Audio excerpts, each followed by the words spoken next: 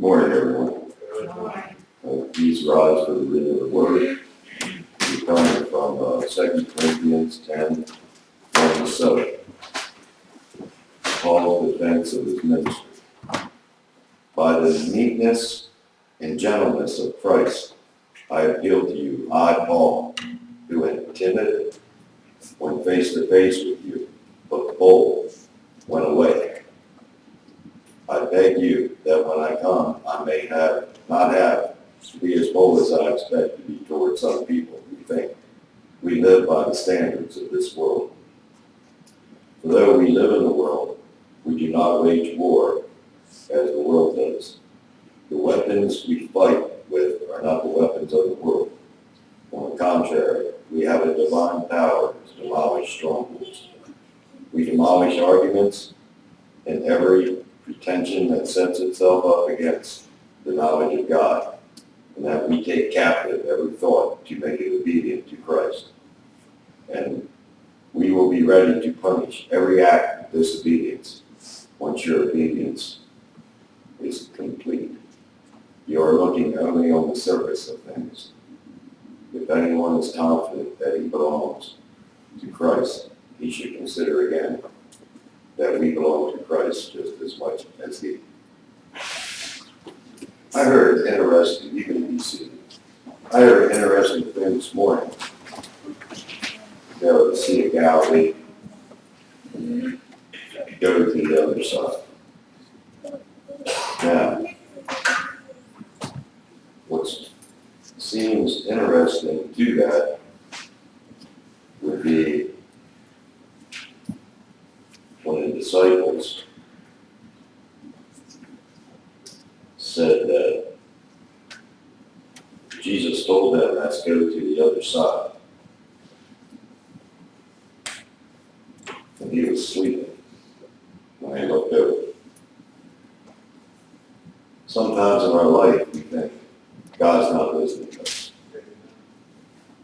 You get kind of angry, like the disciples probably did. What in the world's he doing sleeping with a storm like this? So, people have storms in their lives. Marriages, siblings, everything. The interesting thing was, when they asked Jesus, and it says here, then he arose and he calmed the sea. So just remember, it may not be at this time, you might be going through a storm. But remember, God always with you. And that can preach sometime too. All right. Without further ado, Bishop Robert Guy will argue preside. Everything's going to be all right. Amen. My Bible tells me that God knows the hair on everybody's head. Even some who have less than others, who are follically challenged. It's an absolute fact that the average true blonde, now not one who's got the bottom changed it, but the average true blonde has 144,000 hairs on their body. Every black-headed and brown-headed person has 150,000 hairs on their body. Redheads only have 75,000 hairs on their body. The rest they make up in freckles. Yeah, make up with freckles. There you go. But God, we're not talking about that. But God had his eye on everybody. In Matthew 10:28, you will find and you will read, he's got his eye on every sparrow that falls. He counts the hairs on our heads. Woo! I see these commercials on TV when folks' hair begins to thin, And is it Rogaine or Rose something? Not gay, but Rogaine. Rogaine. Okay, and when you see that, if you're follically challenged, your tempted to just go right out and buy it. I can imagine 2, 3 in the morning, you tried to watch a movie and you woke up and you're follically challenged, and here's this commercial, and then you run out to CVS or Rite Aid or somebody who's open 24 hours and buy that miracle stuff. But the miracle is that God knows every hair on your body. Amen. Exciting? Yes. So why wouldn't He take care of us? He promised. No matter how we struggle and strive, He's there. I've got a feeling. And then there's His eye is on the sparrow. Anybody who's ever been close or involved and around any kind of church or worship services, they have heard the song, His eye is on the sparrow. In this world, there's an estimated 35,000 eagles in the United States and Canada that they know of. Now, I don't know who the person was that went around counting all those eagles. And I don't even know that they got every one of them. But it's estimated an average of 35,000 eagles in the world. Well, in the nation in Canada. But guess what? Nobody gives a flip about a sparrow. If you're out in your backyard, your front yard, or somewhere, or driving along with a sparrow hit your windshield, no big deal. But guess what? If an eagle hits your windshield, that's a big deal. They might even arrest you for messing with an endangered species. But the thing of it is, the great thing of it is, He watches and He knows when a sparrow falls. So why would He take care of you, Deb Keener? Now why would He take care of you, Bev Lentz, and Dennis Lentz, and Randy and Sandy Lentz? No, right? We all did. I don't know what this is. And this is the kind of help I get when I go to Africa. Oh, Megan, are you getting your bags ready? Now, one of these trips, Megan's going to go along with me to Africa before I drop dead. I'm going to, maybe she will see the unbelievable amount of work that's being done in Kenya and what has been happening. And God will get a hold of her and say, you're the lady. Africa had Mother Teresa. Africa can have Mother Megan. It sounds kind of true. I didn't have that in my notes. But anyhow, think about that. I've got a feeling everything's going to be all right. I've got a feeling it could happen tonight. I got a feeling it could happen today. After the service today, I'm going to Dover Fire Hall, and for a birthday of a friend of mine who is 90. His 90th birthday, Don Adams. I'm excited about that. The reason I'm excited about that, he knows we know each other. In fact, his wife talks about when she drives by behind. As a baby, that is. That's how long, way back we go. An exciting thing. He said, I talked to his daughter yesterday, and I said, I will be there. And she said, I'm so glad you're going to be. Just the day before, Dad had said to me, I don't think Bobby, he's 90 years old, so he can call me Bobby. Said, I don't believe Bobby's going to be able to come because he had a heart attack or stroke or something. And Darlene says, daughter's name is Darlene, says, I'm not going to tell him that you're going to make it because he's going to be so excited. Now think about that. I've got a feeling we're going to have a good afternoon with a 90-year-old man that I've known ever since way back when. Praise the Lord. I was probably Carmen's age or a little bit older when I learned to know him. Well, anyhow, don't circle the wagon yet. Now, what in the world's sense does that make? Don't circle the wagon yet. I had aspirations to put my hat on and get I have a Pennsylvania long musket rifle, and it's longer than I am tall. It's longer than Chris is tall. It's a big one, and I thought about standing here with my rifle and say, we're ready to fight. And that's what we're talking about. That's what the Apostle Paul's talking about in 2 Corinthians 10, and he goes on down to verse 3.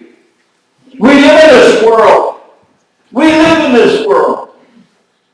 But we don't have to be like the people of this world. Say amen, church. We don't have to be like the people of this world. All too many times, people worry about what the people of the world are going to think. They might think you're a Jesus freak. Well, okay, that's better than being a geek.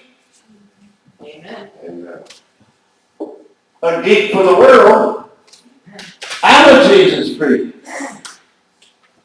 I had a man tell me one time, well, Christianity is just a crutch. I said, no, it's not just a crutch. To me, it's a walker. Amen. Because I'm a paraplegic, I need a wheelchair. I need God.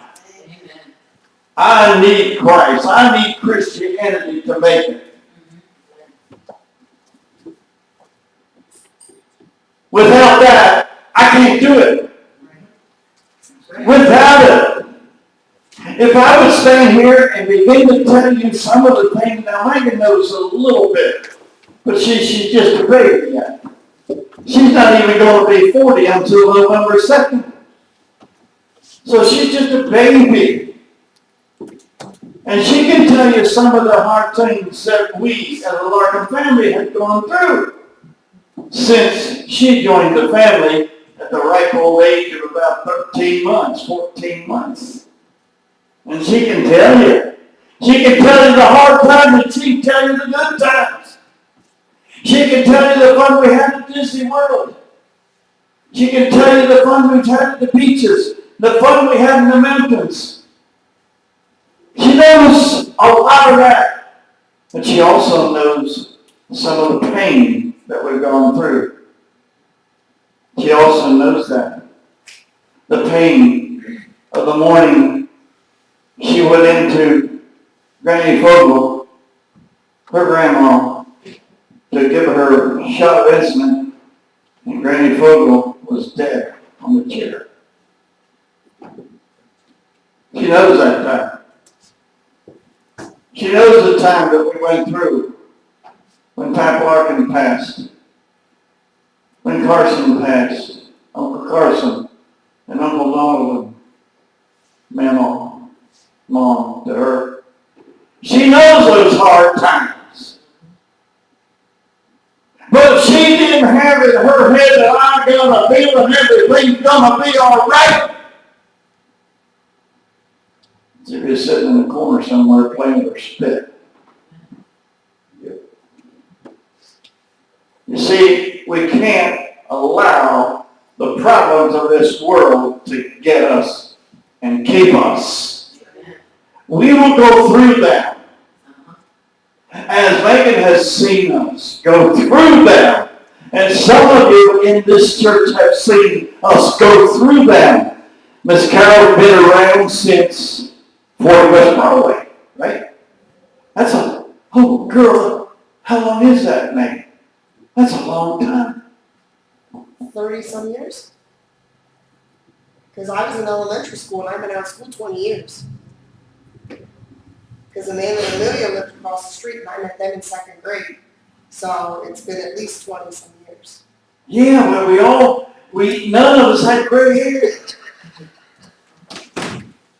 But God knew which one of those hairs, Christopher. God knows which one of those hairs you've already lost in the night. Isn't that amazing? Why would you serve a God like that? Huh? Keep it. Keep it in your head. Why wouldn't I serve a God that knows that the amount of hairs on my body? That's quite personal. Yeah, but that means he really cares. He really cares. That's right. You know, someone told me one time when you're losing hair like that, you got to quit using those foam rubber pillows. They're erasing your hair. No. Yeah. But still, God knows. Now, everybody gets all in a dinner. A couple of months ago, we were in Potter County. There was an eagle out back. Barb's daughter and son were so excited because of the eagle out there. Oh, look at the bald eagle. I said, yeah, I see the bald eagle. And it sat there.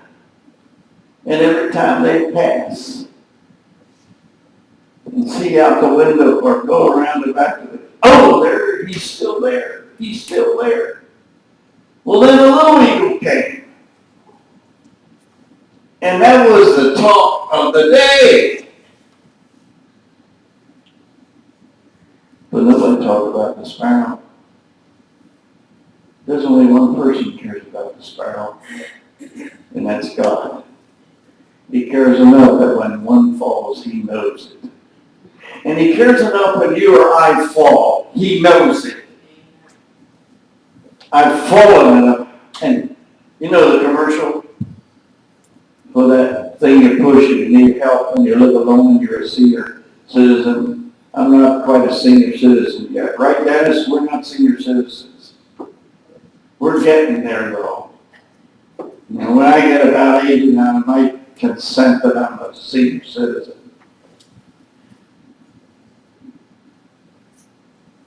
For the longest time, they had it on the advertisements. I've fallen and I can't get up. Not making fun of anybody, but many times I've fallen. And there was times I lay flat on my back and I just wanted to stay there. But then I hear the voice of God coming in strong. He's coming in strong. In verse 4, 2 Corinthians 10:1, verse 4, the weapons we fight are not the weapons of this world. In Acts 8:1, or 1:8, in Acts 1:8, Jesus himself, if you have a red letter edition, don't take my word for it. Look it up. Somebody got it yet? Acts 1. Acts 1:8. But you will receive power when the Holy Spirit comes on you, and you will be my witnesses in Jerusalem and all of Judea, Samaria, and to the ends of the earth. Even in the United States of America. Amen. Hallelujah. But you shall receive power. Every convenience store you stop or go into, they have the power juices in the little bottles and the big bottles. They give you power. But why don't they pay attention to the power in this book? Why don't they pay attention to that power? You want to see power? You want to be powerful? You want to be buffed? You can get buffed. I got a six-pack. But it fell. It went down there. See? They call that a six-pack. And I see the guys and I see the gals that are pumping iron and they want to get power. They want to become powerful. They want to be strong. You want to be powerful, you want to be strong. Accept the Lord and do what God has called you to do. God has called you. Okay, then. We got to keep pushing forward. And then we go to Mark. Mark 1, 16 through 20. And somebody jump to your feet and read that for me, please. Mark 1, 16 through 20. You got it, Megan? Yes. Okay. As Jesus walked beside the Sea of Galilee, he saw Simon and his brother Andrew casting a net into the lake, for they were fishermen. Come, follow me, Jesus said, and I will make you fishers of men. And at once they left their nets and they followed him.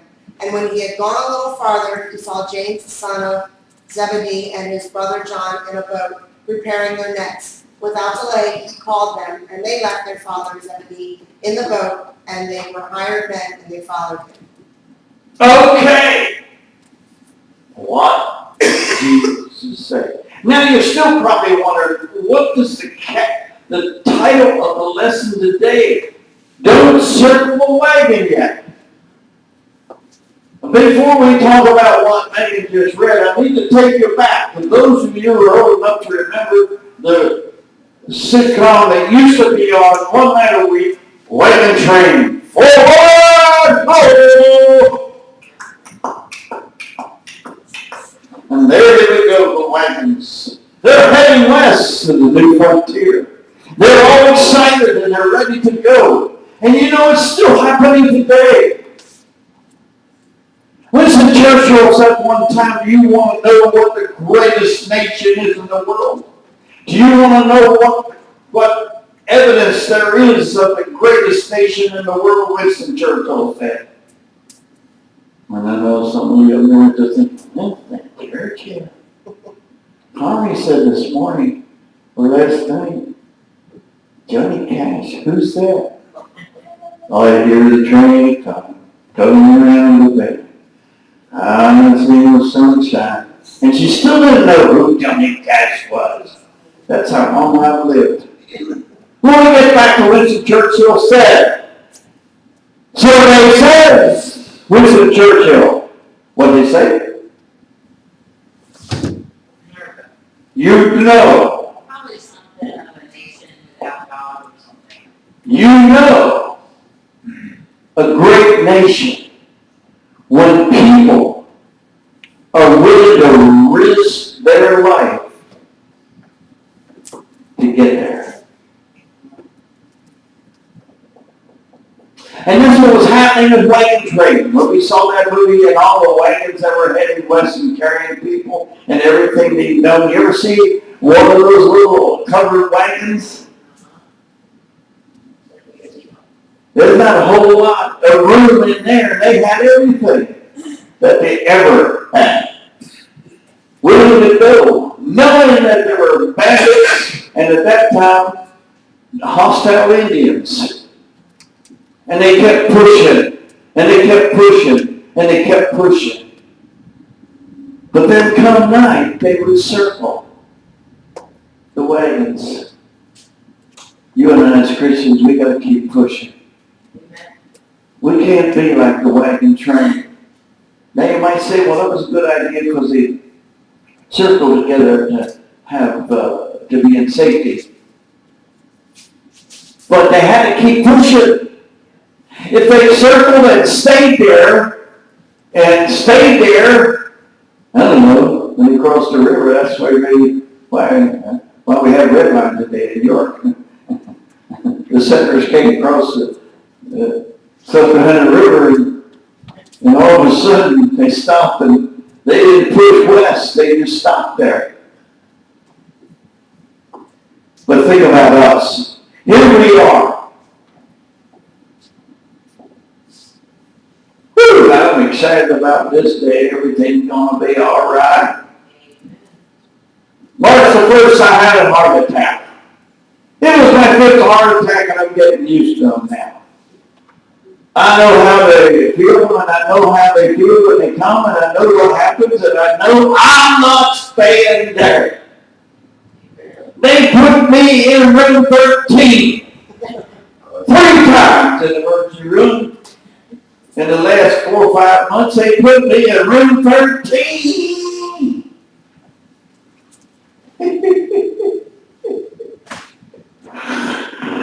I love it in that song, that when all hell was happy and the demons were dancing, when Jesus was laid into the grave and they thought they won.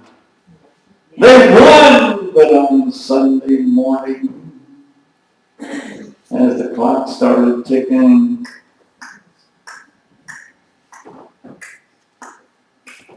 that's Grandpa.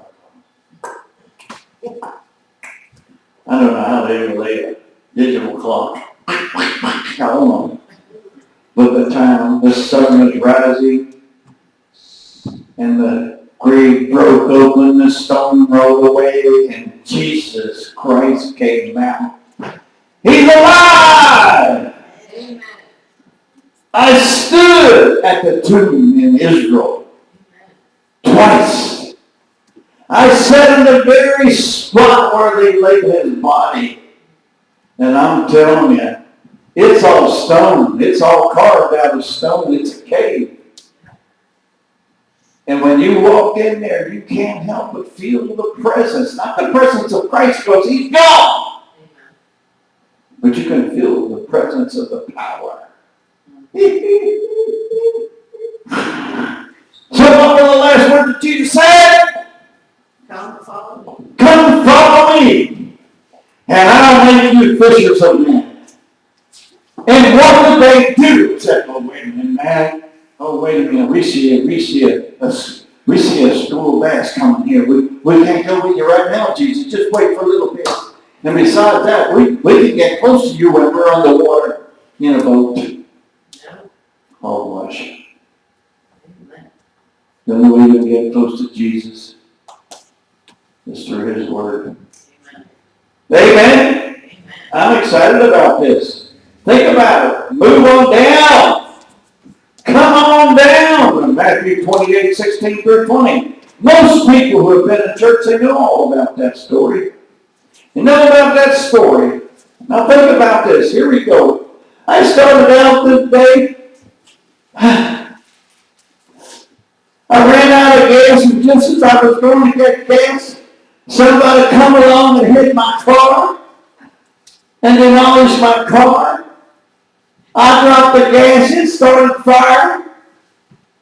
There's all kinds of problems in my life. That was hypothetical. That wasn't true. There's all kinds of problems.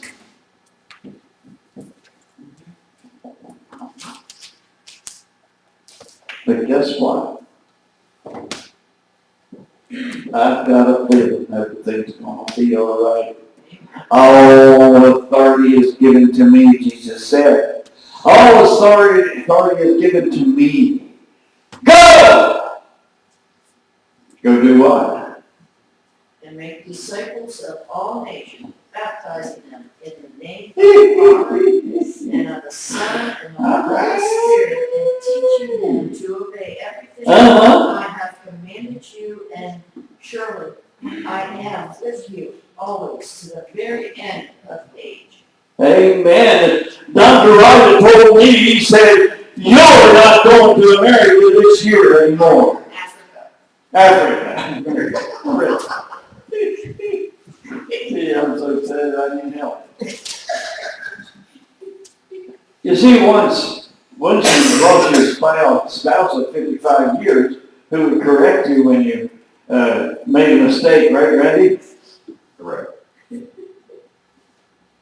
I guess I can accept that. I was expecting you to say, amen. Amen. That's it. And so, I no longer have the spouse to correct me when I say something wrong. So, the ladies of this church will fill in and say, oh, you mean Africa, not America. here. I lost my place. Africa. He said you can't go. And those of you, Megan and whoever else was in the room at that time, when he came in there as a cardiologist, and he says, "Wagon! No Africa!" Well, it's a big deal. I only had a heart attack. And don't be worried about me, and don't be crying about me, because I'm telling you, when I take my last breath, boom, I wake up in glory. Boom, I'm in glory. It'll be like waking up in the morning when it's 5:30 and I hear this little voice, "Pappy, it's 5:32 on your clock." And Quentin wakes me up. And then I'm still breathing in America. I'm still breathing at home. But I'll tell you, when I lay down to sleep no more, Christ will escort me to glory. Hallelujah!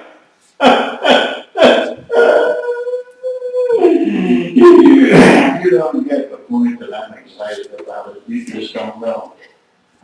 Some people are dead. We have a lot of people. I was looking at some pictures the other day. Some time ago, Christopher put on my computer Picasso, did I say that right? Something like that, and it's got zillion pictures. And I was looking at pictures when we were at 40 West Broadway, 35 West Broadway, and the whole place was full. And I was looking at pictures that when we bought this place and had our first service. Most every seat was full. But even back to 35 West Broadway, people started dying. Gary Russell died. He was our bass player when we had a group. Tom Conley died. And he was a guitar player. And I love the song, "Did you ever stop to think your last meal might be your last supper?" Think about it, church. Think about it.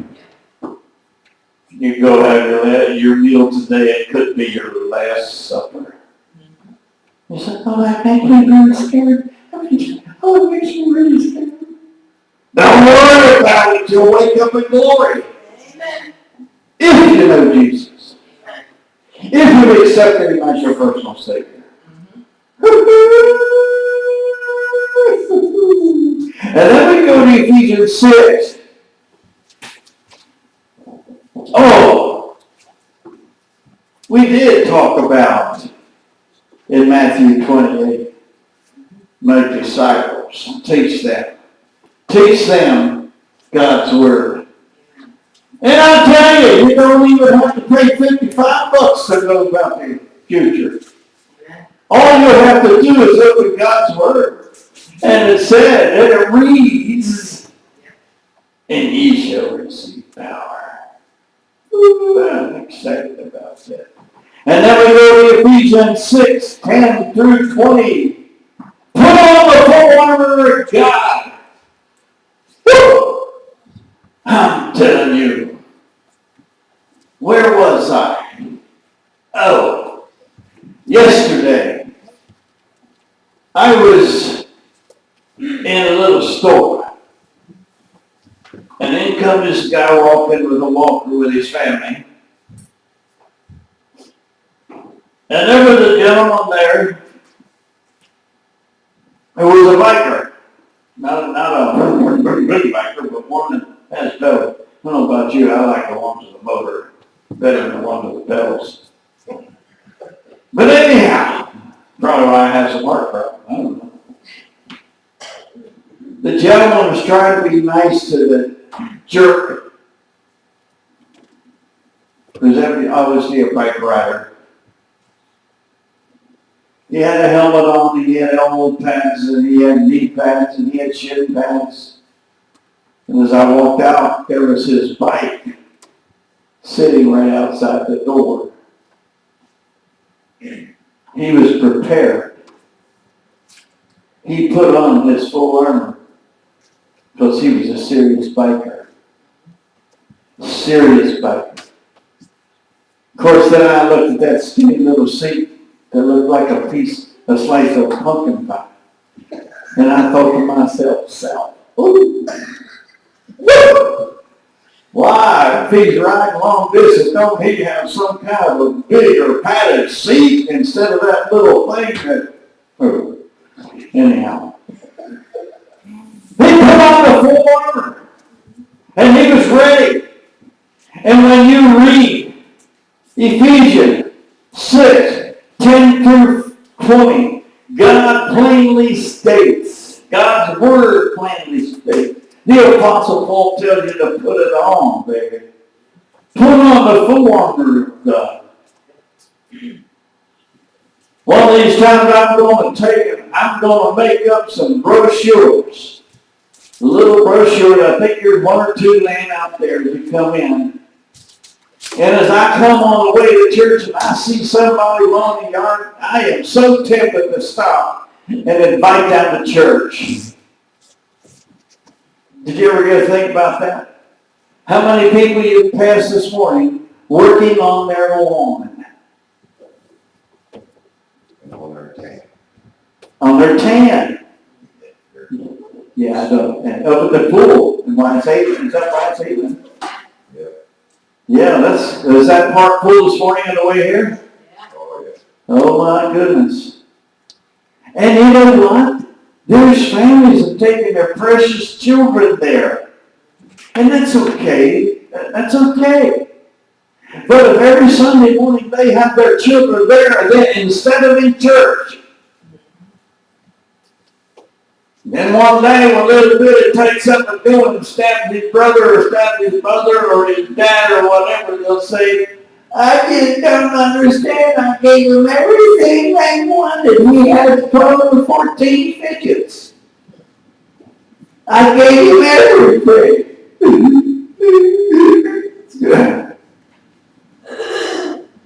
Listen, girls and boys, I'm telling you this story. 2 Timothy 1:7-10. We read,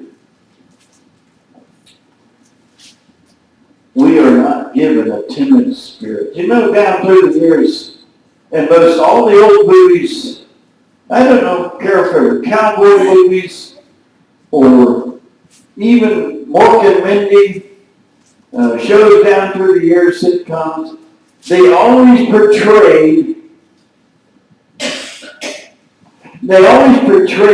preachers as jerks. They always portrayed preachers as nutcases.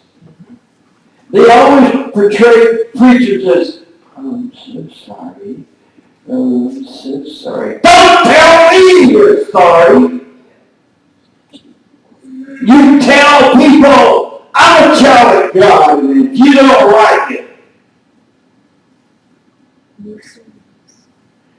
Okay, I started that. I probably should have finished that. Somebody finished it. If you don't like it.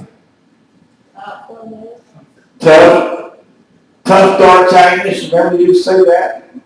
Tough darts Agnes. Now, I don't know who Agnes was. I remember Jimmy Durante at the end of his show had said, good night, Mrs. Calabash, wherever you are. And I never learned who Mrs. Calabash was either. Of course, I'm living in a time where Carmi don't even know who Johnny Cash is, so what can I say?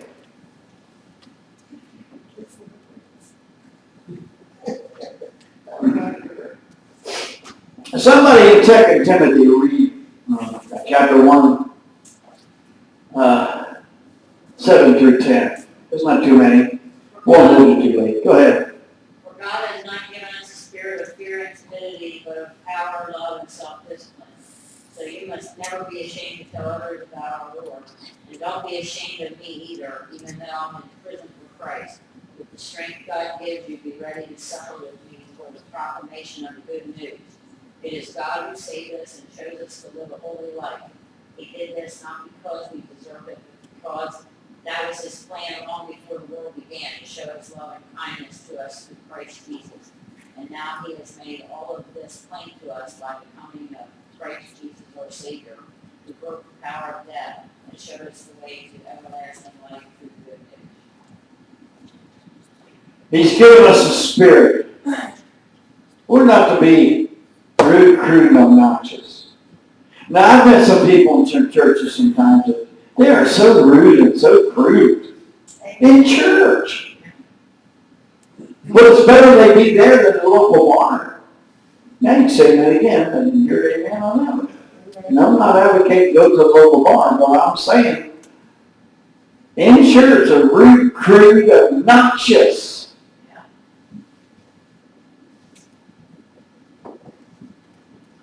I know a young lady who got saved about the time she was 14 or so.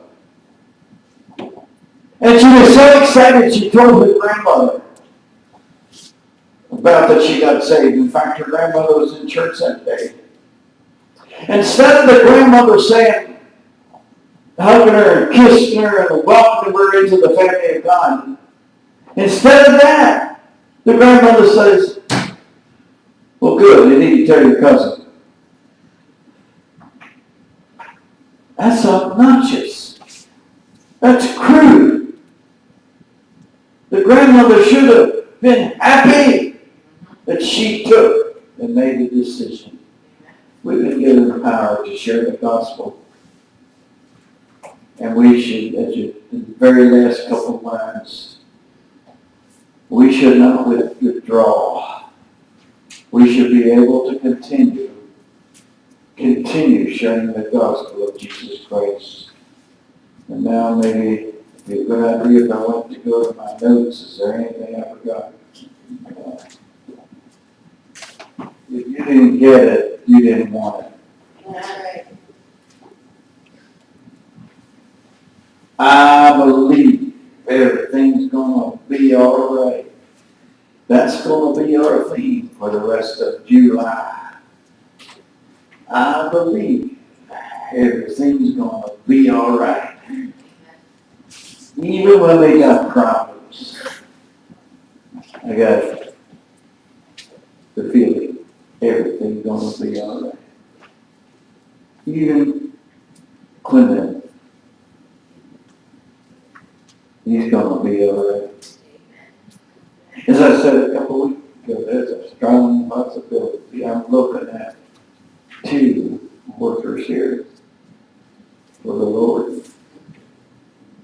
Megan's going to end up in Africa. Not to stay and live, she's going to end up in Africa. And Elizabeth's going to be in some type of full-time ministry. Got the news this week, those you weren't with us at church Wednesday night. Rice came home from the mission trip and told Joy and Kristen, God has called me to the full-time ministry.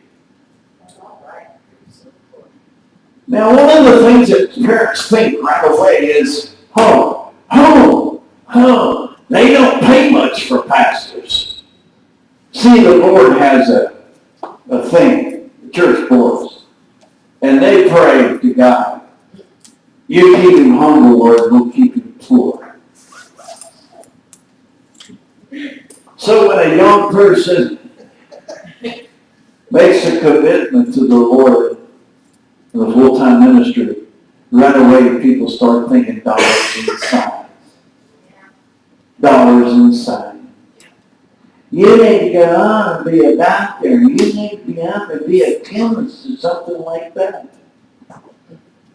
But I was so thrilled, and Troy and Chris were so thrilled that Bryce Larkin, at the age of 16, doing 2 tours overseas in missions, he has decided to follow Jesus. He's dropped the nets. They didn't set up a circle with the wagons. They decided to push straight through. He met with the people of the church that they are in. Megan knows the size of that church, Bayside. And for long, he's going to be the youth pastor. you know he can do it because he's been given power. Amen. The Holy Spirit visited him. The Holy Spirit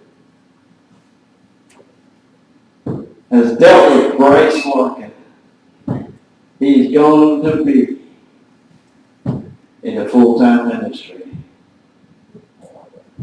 And that old red-faced stumble bum with horns, as we picture it, Satan is going to do. He's going to pull out all stops. He's going to pull out all stops. His first mission trip, it was only 2 guys, and the rest were girls. When I was 15, 16, I would have felt that I was in glory. Woo! Doggy! But he stayed straight. And he was involved in leading people to the Lord. This last trip involved, think about it, you're 16 in the streets of Scotland, leading people to the Lord. At 16.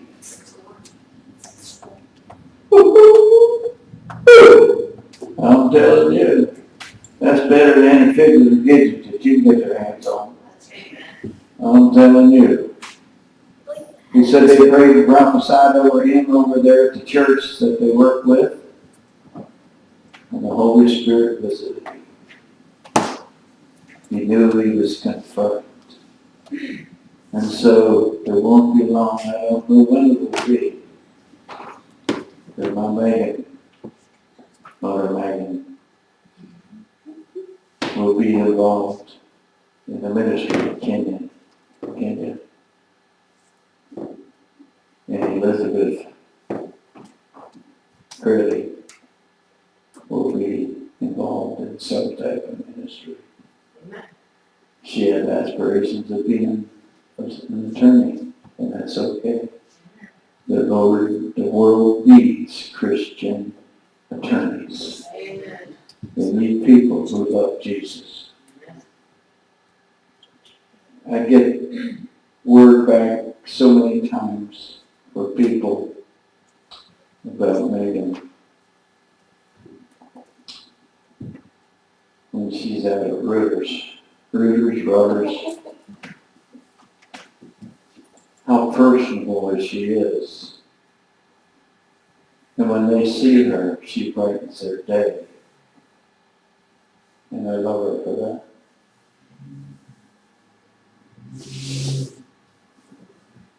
There are too many people that you greet them and you say, good morning, they say, what the H is good about it? Hey, jerk, you're standing on 2 feet That's right. and you're breathing. It may not be as good as it once was. Totally key. I ain't as good as I once was. But I'm telling you, follow me in a day. Follow me in a week. Don't ask Elizabeth, because she'll tell you I was sound asleep in the chair last night watching shit. She woke me about 12:15. She'll tell you too many personal things to live in a house, and I'm sound asleep watching. I couldn't see it through my eyes. My eyes. I could hear it. So thank you so much for your time today. Yes, Brother Randy. I just like to say about getting this strength and stuff. Back when I was 15, my nickname was Roadmap. Roadmap? Yes. Not the athletes, Oh, because of my arms. not a road. They were that built up and everything. Oh. They were good for lifting weights. Uh-huh. I got in a car accident, all the muscles went away. Oh, man. But I had more strength working for Mayflower, but they didn't show. But I had more strength than what I did prior. Uh-huh. Just like people going overseas and stuff like that there. I had no formal Training, education, anything like that. When I went to Living Word, I asked, they let me go. So you get, even though you may think you're weak, in Acts 1:8, that's the answer. They You have more strength than what you think. receive power. Yeah, I remember the day we were in Canaan. I said, Randy, I want you to read the scripture. He didn't stutter, but one thing about it, he knew God was in it, and he pushed forward. And now they, besides Deacon Randy, they call him Missionary Randy. They call Dennis Lentz Missionary Dennis. We just ordinary people, a truck driver, a farmer, a shop worker. God calls us. Last week I had Sandy read about what sometimes people think qualification to work for the Lord is. The qualification is to be ready. Be ready. Amen. Now I don't know where to quit. Oh, I'll just quit right here.